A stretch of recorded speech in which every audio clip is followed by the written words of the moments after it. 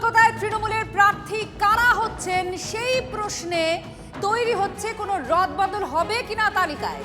খসড়া তালিকা তৈরি খবর সূত্রে প্রার্থী তালিকায় বড় রদবদলের সম্ভাবনা নেই বলেই তৃণমূল সূত্রের খবর। সৌরভ গুহ আমাদের প্রতিনিধি আমাদের সঙ্গে রয়েছেন। সৌরভ, খুব একটা রদবদলের সম্ভাবনা দেখা যাচ্ছে না কলকাতার তালিকায়, কি খবর পাওয়া যাচ্ছে? কেন পুরনো মুখের উপরেই বেশি আস্থা? দেখো, মোটামুটি যে খসড়া তালিকার কথা তৃণমূল শিবিরে কান পাতলে শোনা যাচ্ছে, সেই জায়গা থেকে কিন্তু বেশিরভাগ কেন্দ্রে স্থিতাবস্থার নীতি নিচ্ছে তৃণমূল কংগ্রেস এখনো পর্যন্ত, কিন্তু তাই সূত্রের খবর। যদিও এবারের এই প্রার্থী তালিকা মমতা বন্দ্যোপাধ্যায়, অভিষেক বন্দ্যোপাধ্যায় এবং আইপ্যাক কর্তা প্রতীক জৈন ছাড়া কারো কাছে স্পষ্টত কোনো সংবাদ নেই, কিন্তু তবু বিভিন্ন নাম নিয়ে যে আলোচনা চলছে তা এই রকম যে মানিকতলা কেন্দ্রে একটা আলোচনা চলছে যে শ্রেয়া পাণ্ডে দাঁড়াবেন না সুপ্তি পাণ্ডে দাঁড়াবেন। সেক্ষেত্রে মনে করা হচ্ছে সুপ্তি পাণ্ডের পাল্লাই ভারী এবং তিনি আবারও প্রার্থী হচ্ছেন। পাশাপাশি বেহালা পূর্ব কেন্দ্র, এই বেহালা পূর্ব কেন্দ্র নিয়ে শোভন চট্টোপাধ্যায় একসময় ওখানকার বিধায়ক ছিলেন। শোভন চট্টোপাধ্যায় আবার দলে ফিরে আসবার পর একটা আলোচনা শুরু হয়েছিল যে তাহলে কি শোভন চট্টোপাধ্যায় বেহালা পূর্ব থেকে দাঁড়াবেন। তার কারণ তার শ্বশুরমশাই মহেশতলার বিধায়ক দুলাল দাস, তিনি দলকে জানিয়েছেন তিনি আর প্রতিদ্বন্দ্বিতা করতে চান না। সেক্ষেত্রে দাঁড়িয়ে রত্না চট্টোপাধ্যায় মহেশতলা চলে যেতে পারেন, কিন্তু এখনো পর্যন্ত এই ব্যাপারে কিন্তু কোনো কনফার্মেশন নেই। সেক্ষেত্রে দাঁড়িয়ে রত্না চট্টোপাধ্যায় তার বিধানসভা এলাকায় যেভাবে কাজ করে যাচ্ছেন তাতে অনেকেই মনে করছেন যে বেহালা পূর্বতে রত্না চট্টোপাধ্যায় টিকিট পেতে পারেন। তাহলে শোভন চট্টোপাধ্যায় কি ভোটে দাঁড়াচ্ছেন না? শোভন চট্টোপাধ্যায় ভোটে দাঁড়ালেও উত্তর কলকাতার কোনো কেন্দ্র থেকে দাঁড়াতে পারেন, বা দল এই নির্বাচনের পর তাকে আরও বড় কোনো গুরু দায়িত্ব দিয়ে তার বিষয়ে ভাবনা চিন্তা করতে পারে বলে প্রাথমিকভাবে জানা যাচ্ছে। এর মধ্যে একটা গুরুত্বপূর্ণ সংবাদ, তাহলে এই এন্টালি কেন্দ্রের বিধায়ক স্বর্ণকমল সাহা দলকে নাকি জানিয়েছেন যে তিনি প্রতিদ্বন্দ্বিতা করতে চান না।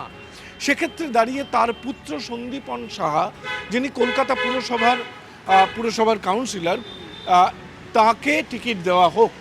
সেই ক্ষেত্রে দাঁড়িয়ে বর্ষিয়ান এই বিধায়কের ইচ্ছা অনুযায়ী তার পুত্র সন্দীপন সাহা টিকিট পেতে পারেন বলে প্রাথমিকভাবে মনে করা হচ্ছে। এবারে আরও একটি আসন হচ্ছে জোড়াসাঁকো কেন্দ্র। আমরা জানি যে এখানে হিন্দিভাষী ভোটারদের একটা যথেষ্ট পরিমাণে বহু সংখ্যক ভোটার আছেন। সেক্ষেত্রে দাঁড়িয়ে বিবেক গুপ্তার এবার প্রার্থী হওয়ার সম্ভাবনা ক্ষীণ। হয়তো বিবেক গুপ্তা এবার প্রার্থী হচ্ছেন না জোড়াসাঁকো থেকে। সেই জায়গাতে তাহলে কে হবেন প্রার্থী? এক্ষেত্রে দাঁড়িয়ে কোনো এর আগে প্রাক্তন কোনো বিধায়ক ওই কেন্দ্রের, তার পরিবারের কোনো পুত্রবধূ হতে পারেন প্রার্থী। পাশাপাশি ওই কেন্দ্রেরই প্রাক্তন বিধায়কের এক ব্যবসায়ী পুত্র, হিন্দিভাষী ব্যবসায়ী পুত্র, যিনি নিজেও বিধায়ক ছিলেন, তার নাম নিয়েও কিন্তু আলোচনা চলছে। আমি সবটাই কিন্তু বলছি আলোচনা, জল্পনা, কান পাতলে যা শোনা যায়।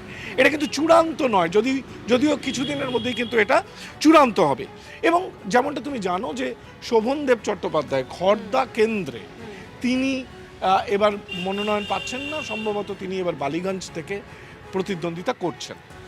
সেক্ষেত্রে দাঁড়িয়ে খড়দার প্রার্থী কে হবেন, একজন সাংবাদিকের নাম নিয়ে যেমন আলোচনা আছে, পাশাপাশি আলোচনা রয়েছে মদন মিত্রকে নিয়ে, যে মদন মিত্র যে টিকিট পাচ্ছেন এবার, সেক্ষেত্রে দাঁড়িয়ে তার কামারহাটি থেকেও পেতে পারেন, আবার খড়দাতেও মদন মিত্রকে দেখা যেতে পারে। এইভাবেই কিন্তু বহু আসন নিয়ে এবং সম্ভাব্য প্রার্থী নিয়ে তৃণমূল কংগ্রেসের একটা চুলচেরা বিশ্লেষণ চলছে। যদিও আমরা জানি যে বেশ কিছুদিন ধরে দফায় দফায় জেলা থেকে বিভিন্ন নেতাদের ডাকা হচ্ছে, ফোন করা হচ্ছে, তাদের সঙ্গে দেখা করছেন শীর্ষ নেতৃত্ব। ফলে এই চূড়ান্ত সিদ্ধান্তটা অভিষেক বন্দ্যোপাধ্যায়, মমতা বন্দ্যোপাধ্যায় নেবেন।